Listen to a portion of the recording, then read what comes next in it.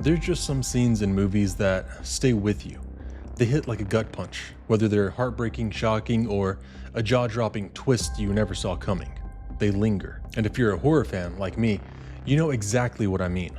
There are those iconic jump scares, the gory over-the-top kills, and then there are the scenes that feel too real. The kind that haunts you long after the credits roll, especially when the lights go out. One scene in particular still makes my stomach turn. It's from Ari Aster's 2018 film, Hereditary. If you've seen it, you already know the one I'm talking about. No spoilers here, and if you're in the horror community, that scene is infamous. The reason it hits so hard? Because unlike most horror movie deaths that feel far-fetched or theatrical, this one feels terrifyingly plausible, and that's because it is. What most people don't know is that a real-life incident right here in Georgia is believed to have loosely inspired that scene. Now, the director has never confirmed this, but the eerie parallels are undeniable. It's the kind of story your parents might have warned you about growing up. Never stick your head out of a moving vehicle. You probably brushed it off. But after this episode, you'll understand why that warning is no joke. Today, I'll go behind the headlines of the Frankie Brohm case, a young man in his 20s living freely, doing what many his age do, drinking with friends. But he wasn't driving. His friend was. And even though Frankie didn't get behind the wheel that night, he still paid the ultimate price in a very gruesome way. So nightmarish, it almost sounds like fiction. And yet, it's all horrifyingly real. Imagine being that friend, the one that walked away but has to live with the memory of what happened in the passenger seat. That kind of guilt, it doesn't go away. Not with time, not with apologies. This is the story of Frankie Brohm, and a night that turned tragic in an instant.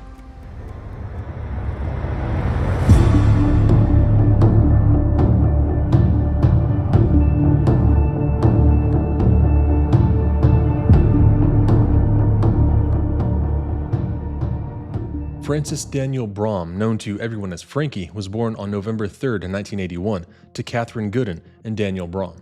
He grew up in Louisville, Kentucky, the only boy in a tight-knit family with two sisters, Annalay and Elizabeth. From the very beginning, Frankie was full of life. His family describes him as someone with infectious energy, always laughing, always moving, always ready to make a memory.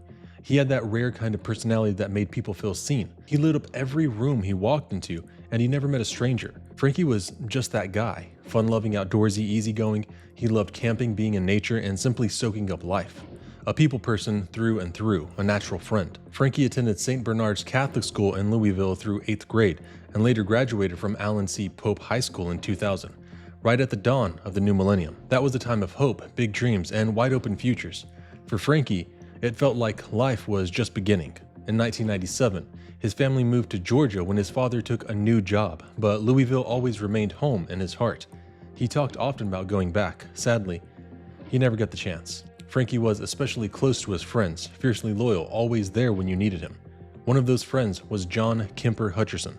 The two had met in high school and became inseparable, thick as thieves. Their bond was more like brothers than friends, and even their families were close. I couldn't find much information on when John left Louisville, but it didn't matter. The two wouldn't stay apart for long. By the early 2000s, they had both landed in Georgia, living the carefree bachelor life in the suburbs of Atlanta. Frankie was 23, John was 21, young, wild, and living in the moment. They partied, they drank, they had fun. They were doing what a lot of guys their age were doing. But one night, one reckless, heartbreaking night, everything changed. In an instant, Frankie would be gone. His life cut short in a way so gruesome, so surreal, it would shock the entire nation. A death that was not only tragic but horrifying, the kind that turns into urban legend, a cautionary tale parents whisper to their kids, or in this case, a scene mirrored in a major horror film. And the most gut-wrenching part? It was his best friend behind the wheel, the one person you'd never expect to hurt you. Of course, John didn't mean to. It wasn't malicious, but it was careless. And that carelessness, that split-second lapse in judgment, is the reason Frankie Brohm died that night. And John? He's left with a sentence of his own. The crushing, inescapable weight of knowing that his best friend is dead because of him. Frankie wasn't just a fun-loving guy. He was driven, too. He had a passion for cars that started young and followed him into adulthood. From an early age, he dreamed of becoming a mechanic, and he was well on his way. He started out as a porter at Marietta Jeep in Georgia, running errands, handling small tasks, but his work ethic didn't go unnoticed. Eventually, he was promoted into the mechanic's apprentice program, turning his passion into a real career. But as hard as Frankie worked, he lived just as hard. He believed in having fun, and if you asked anyone who knew him, they'd tell you, Frankie was the party. Frankie was always the one rounding up friends, figuring out what was going on that night, making the plans, setting the vibe. He had this magnetic personality that people naturally gravitated toward.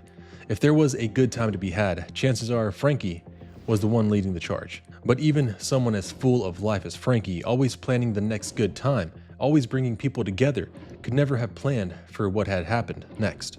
It was just your typical Saturday night, August 28th, 2004. Nothing out of the ordinary. Frankie and Jon, like a lot of young guys in their early 20s, were looking to blow off some steam after a long week. Unwind, relax, and for most people in their early 20s, that usually means one thing: alcohol. So, like they had done many times before, the two friends decided to hit the town, start early, drink hard, and ride the wave until last call.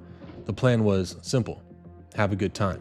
As the night wore on, they eventually found themselves at Runaround Sue's, a bar in Marietta, Georgia. They were posted up, drinking and watching a NASCAR race, just another night, until it wasn't. Sometime during the night, by this time it was Sunday morning actually, Frankie started to feel sick. It's not hard to imagine why. Both he and Jon had been drinking heavily for hours, so when Frankie said he wasn't feeling well, that was their signal. Time to wrap it up. The night was over. The party had run its course. But here's the thing, both of them were drunk and neither one of them should have been driving. And this is a story that we've heard all too many times. A night of fun turned deadly because of one reckless decision. These days we've got options, Uber, Lyft, rideshare apps, even cabs everywhere, but back then, not so much. And maybe that's why Jon made the call he did. Maybe he'd driven drunk before and figured this night would be no different. Maybe he thought he wasn't that intoxicated, or maybe he just didn't think at all. But whatever was going through his mind, that decision, that split-second choice to get behind the wheel, would change everything. Seeing Frankie wasn't feeling well, Jon decided to be the responsible one, or at least what felt like the responsible one in that moment. He took the keys. He would drive them both home. It wasn't a far trip, just a little over 12 miles to Jon's place, a route he knew like the back of his hand. But no matter how familiar the road, no matter how many times he'd driven it before, that night was different. Because that short ride home, one they had taken so many times, would end in one of the most horrific, gut-wrenching ways imaginable. Jon Hutcherson, heavily intoxicated, got behind the wheel of his 1992 pickup with Frankie in the passenger seat. They were only about a mile and a half into their drive home, barely half a mile from Runaround Sue's, when disaster struck. According to police reports, Jon's truck veered off Canton Road and swerved toward a utility pole. Somehow, he managed to steer just enough to avoid a head-on collision, but not enough to avoid the guide wire anchored to the pole. That taut steel cable tore the passenger side mirror clean off the truck. At first, it probably seemed like a lucky break. No airbags deployed, no obvious injuries, and the damage to the truck was minimal. Just a scare, so Jon kept driving. Still drunk, still unaware. He continued the 12-mile trip back to his house in Marietta, parked in the driveway, drunkenly stumbled inside and passed out in bed. Somehow, he wasn't injured at all. And now, you might be wondering, what about Frankie? Was he hurt in the crash? Did he make it home? Did he crawl into bed and sleep it off like Jon? If you've seen Hereditary, you may already know where this is going. But if not, brace yourself. Hours later, early Sunday morning, Jon was jolted awake by police officers in his bedroom. Still disoriented, still drunk, he had no idea why they were there. He looked down at his clothes from the night before. They were stained with blood, but he wasn't hurt, so whose blood was it? That's when police told him Frankie was dead, and he was under arrest for his murder. A neighbor out walking with his infant daughter around 8 a.m. that morning had noticed something horrifying in Jon's truck. A man's headless body slumped in the passenger seat, blood everywhere. It looked too gruesome to be real. Maybe a Halloween prank, but it wasn't. It was Frankie's lifeless and decapitated body. Investigators later pieced together what had happened. When Jon swerved off the road and sideswiped the guide wire, Frankie, literally sick from drinking, had his head hanging out of the passenger side window, probably trying to vomit. That single moment of erratic driving sealed his fate. The metal wire, pulled taut from its connection to the pole, acted like a blade. As the truck passed, it struck Frankie's neck with brutal precision, decapitating him instantly. The same wire that ripped off the mirror had continued straight through his neck. Clean, instant, unthinkable. And the most shocking part? Jon kept driving all 12 miles with his best friend's headless body still in the seat beside him, possibly still hanging out the window. Covered in Frankie's blood, Jon parked the truck, walked inside, and went to bed, oblivious. And the police found Frankie's severed head in some bushes at the scene of the crash that following morning. Police believed he was so intoxicated he didn't even realize what had happened. He couldn't remember the crash, couldn't remember Frankie being in the car, and somehow, despite driving blackout drunk with a decapitated body next to him, no one else was hurt that night. That may be the most terrifying part of all. Yes, Frankie's death was gruesome. It was shocking, but the fact that Jon didn't even realize he had killed his best friend, that he could function just enough to drive home while completely unaware of the horror in the seat beside him, is something straight out of a nightmare. Jon Hutcherson was quickly arrested at his home and charged with first-degree vehicular homicide, driving under the influence, and failure to stop at an accident involving death or injury. He was booked into the Cobb County Jail on a $100,000 bond. Although Jon had no injuries from the crash, reporters noted something odd during his first court appearance: a large shaved patch on his otherwise full head of hair. Police later confirmed he had no head trauma. The reason for the shaved spot remains unclear. As for his blood alcohol level, that information was never released publicly. But let's be honest. If you're so intoxicated that you can drive 12 miles with your best friend's decapitated body beside you and not notice, you're, well, beyond the legal limit. There's no doubt Jon was dangerously drunk. The Monday after the accident, Cobb County detective visited Runaround Sue's to investigate whether the bar had overserved the two men that night. This was 2004, before many of today's stricter laws about bars cutting off obviously intoxicated patrons or preventing them from driving. Still, police wanted to know, had the staff known how drunk Frankie and Jon were.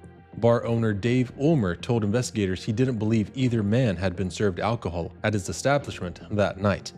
A manager from a neighboring store backed him up, saying Dave typically took serious precautions when it came to handling intoxicated guests. She even used to work at the bar and told police it was common practice to monitor patrons closely. According to her, Runaround Sue's usually had bouncers stationed both inside and outside, and even offered a courtesy van to drive patrons home, which is why, according to her, she was surprised when she heard about this incident. But unfortunately, no precautions were taken that night. No ride was offered. No one intervened. And because of that, a young man lost his life in one of the most horrific ways imaginable.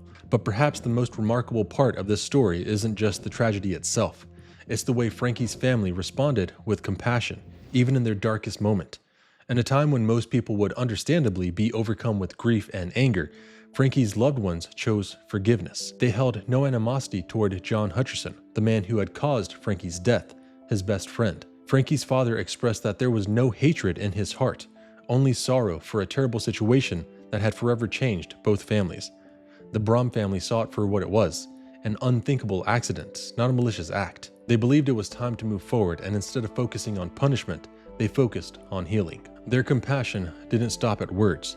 The Brohm family actively pleaded with authorities to release Jon from jail, believing that locking him up wouldn't bring their son back and would only prolong the suffering. They wanted Jon to receive treatment, to have a chance to rebuild his life. Both families, the Brohms and the Hutchersons, had been close even before the accident, and now they leaned on each other more than ever. Frankie had been like a son to Jon's mother, and she mourned him as such. For her, it felt like she had lost a child, too. Moved by the Brohm family's support, the court ultimately reduced Jon's bail from $100,000 to $50,000, and he was released from jail just days later. Jon expressed deep gratitude toward the Brohms for helping secure his release, and it was clear that their forgiveness meant everything to him. Upon his release, strict conditions were imposed: no driving, no alcohol, and mandatory random drug and alcohol testing. Still, despite the family's compassion and their public request for leniency, the justice system proceeded with the charges. Their grace did not override the law. Jon was still held accountable for what happened. In 2005, he was sentenced to 5 years in prison for first-degree vehicular homicide, driving under the influence, and failure to stop at an accident involving death or injury. It was likely a difficult but necessary sentence, one that balanced the gravity of the incident with unique circumstances. On one hand, a young man had lost his life in a horrifying preventable way. On the other, his best friend would carry that weight forever. The court seemed to recognize that prison wasn't the only punishment Jon would endure. He would live every day with the memory of what happened and what he lost. For Frankie's family, faith was the anchor that carried them through. They acknowledged that it didn't make sense at all, and at times it felt profoundly unfair, but they believed in a greater plan.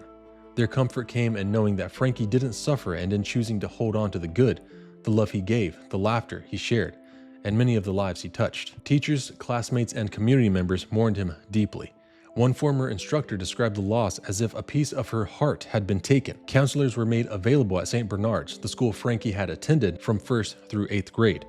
Many in the community had known him for most of his life. This wasn't just a headline, it was a heartbreak. Frankie's funeral was held in Louisville, the city he had always planned to return to. Though he never made it back in life, his family made sure he returned in spirit. They established a scholarship fund in his name at St. Bernard's, ensuring that his memory would live on through support for other students and the community he loved. As for Jon, he eventually resumed life outside of prison. As of 2024, he is engaged and has 2 children, a daughter and a son. But even as his life moves forward, it's hard to imagine there's a single day that passes where he doesn't think of Frankie and what might have been if he had made one different choice that night. Even though this case went on to inspire a scene in a Hollywood blockbuster, its true impact reaches far beyond pop culture. For years, it has served as a haunting reminder of how one decision, one mistake, can change everything. But perhaps the most powerful takeaway isn't just the tragedy itself or the horrifying images that stay with anyone who hears this story. It's the unimaginable grace shown by Frankie's family. In the face of heartbreak, they chose forgiveness. Yes, mistakes happen, but some mistakes are irreversible. Some end lives and leave permanent scars on everyone involved, not just the person who had made the mistake, but the families, the friends, and the communities left to carry the aftermath. Frankie's death was sudden, violent, and unthinkably painful. The image of a young man decapitated in a truck is something few could forget, and yet, through that horror, his family showed the world what it means to forgive. They believed, truly, that's what Frankie would have wanted. He wouldn't have wanted his best friend vilified. He wouldn't have wanted more lives destroyed because of his death. And so, they forgave him fully, immediately, and with unimaginable strength. Jon served his sentence. He carries the weight of that night forever. He will always wake up knowing he is the reason his best friend is gone. But because of the Brohm family's compassion, he was also given a chance to live, to rebuild, to reflect, and to never forget. If there's anything this story should leave you with, it's this: don't drive drunk. This wasn't just an accident, it was preventable. And like too many drunk driving incidents, it wasn't the person behind the wheel who paid the ultimate price. It was the innocent person sitting beside him. These decisions don't only affect you, they ripple outward, they destroy lives. And today, with rideshare apps at your fingertips and far stricter laws than we had 2 decades ago, there's truly no excuse. None. So if you ever find yourself about to make that choice, if you're thinking of getting behind the wheel after drinking, remember this story. Remember Frankie, remember the pain, and remember the love and grace of a family who chose to honor their son's memory, not with vengeance, but with forgiveness. Frankie's legacy shouldn't be defined by tragedy or headlines, but by his joy, his energy, his love for life, and by the strength of the people who loved him most. This has been Joshua Jon with Behind the Headlines, and until next time, stay safe.